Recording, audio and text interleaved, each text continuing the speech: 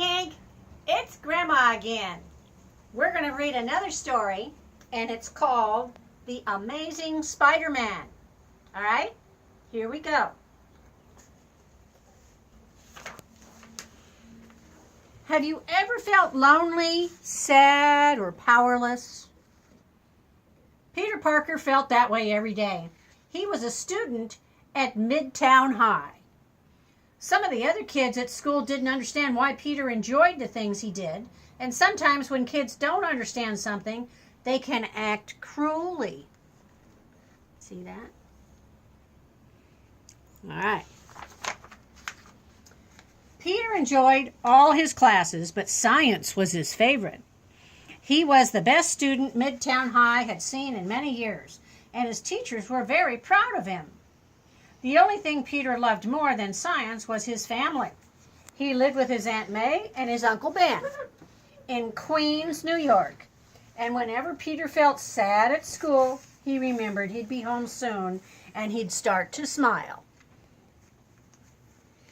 Even though some of the kids at school didn't like him, Peter never stopped trying to be friendly. He had heard about a great demonstration at the science hall. He asked the other kids if they wanted to join him. The other students just laughed at Peter. One of them, a bully named Flash Thompson, even pushed him to the ground. And that's not nice to do. Here he is. He fell to the ground. His books are all down on the ground. And he's picking them up. And he's sad. And they're all laughing at him. And that just is not nice. Okay, so by the time Peter arrived at the science hall, he had forgotten about his classmates' cruel actions. All he could think about was the experiment. He couldn't wait to see how the scientists would control a radioactive wave. The rays were ready. Peter eagerly looked on, but so did something else. The demonstration was about to begin. Uh-oh. What do you see, Hank? What is that? A spider.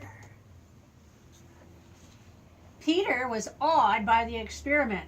He was thrilled to be there in the company of such brilliant scientists. He wanted to be just like them, smart and talented and amazing too. Everyone was so fascinated that no one noticed when something unplanned occurred. A spider descended between the rays just as they were activated. Oh, whoa! And as the radioactive spider fell, dying, it bit the nearest thing living, which happened to be Peter Parker. Ouch. Oh, bam! As soon as he was bitten, Peter felt weak and weird. The room began to spin. The scientists noticed that Peter looked ill and they offered to help him. But Peter just wanted to get out of the dark laboratory and into the fresh air. Okay, so he's outside. He's walking outside on the sidewalk. He's getting ready to go home. Peter felt a sudden peculiar tingling. It was an itching, urging, nagging feeling. The only thing he understood about it was that he was meant to react. He was meant to react to do something. Oh, and well, let's just jump on the wall. So he did. Peter was sure he was dreaming.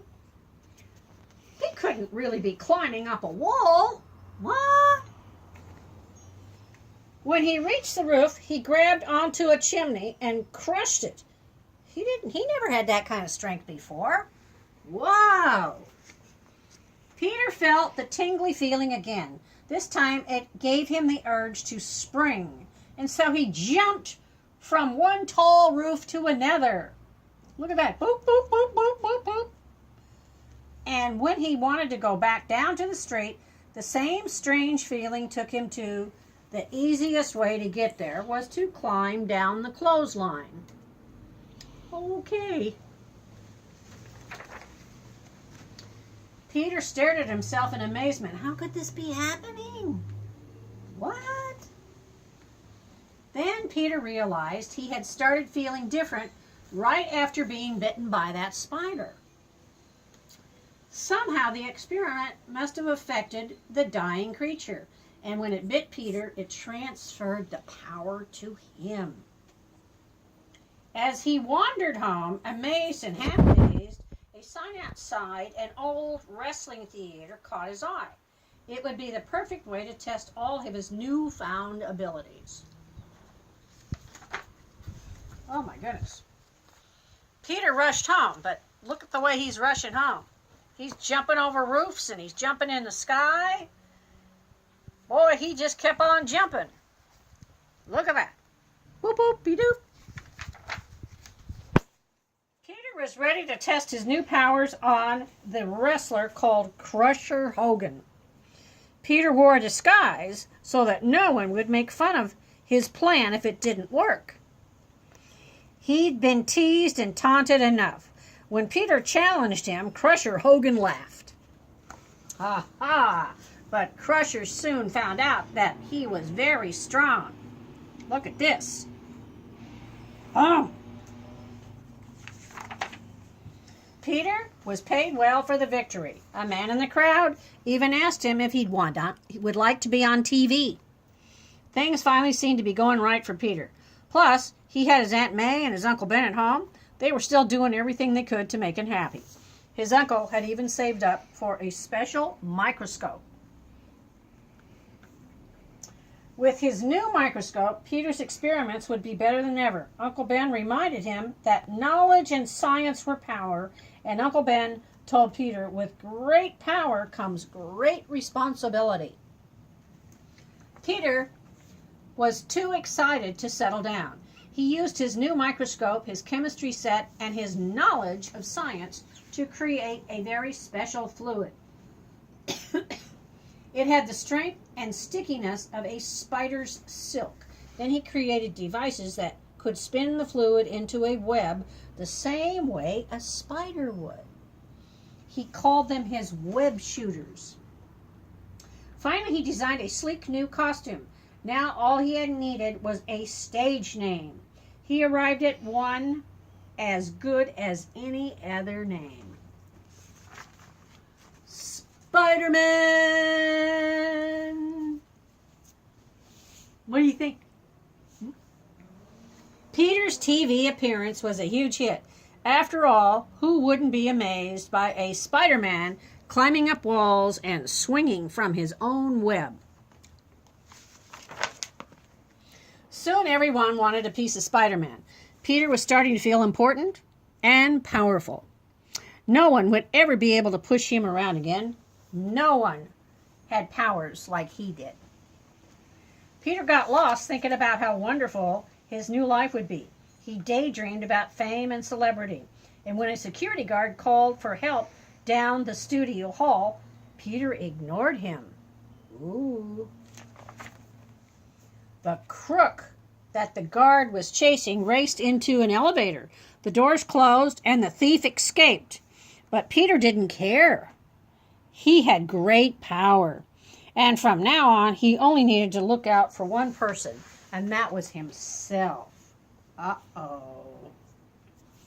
It didn't take long for Peter to forget about the officer and the escaped criminal. In fact, by the time he got home, they were the furthest things from his mind. He was just happy to be with the people who loved him. And in his spare time, when he was not studying or home with his family, Peter went out as the famous, spectacular Spider-Man.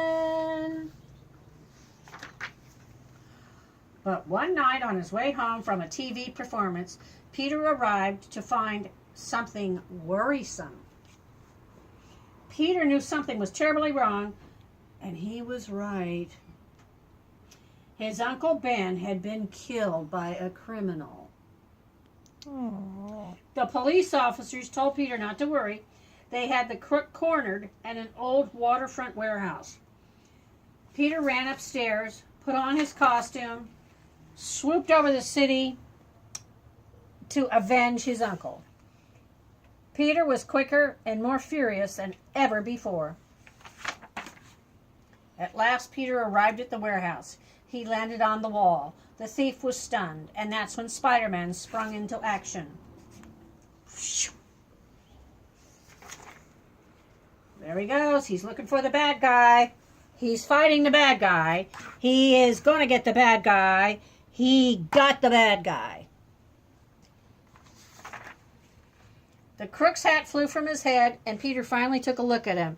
Peter felt a heavy weight in his chest. It couldn't be, but it was. The man who had killed his uncle was the same man he allowed to escape the elevator at the studio.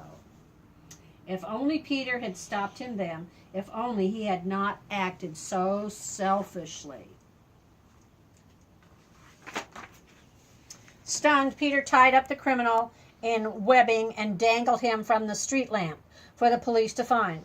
The most Peter could do now was prevent him from hurting anyone else.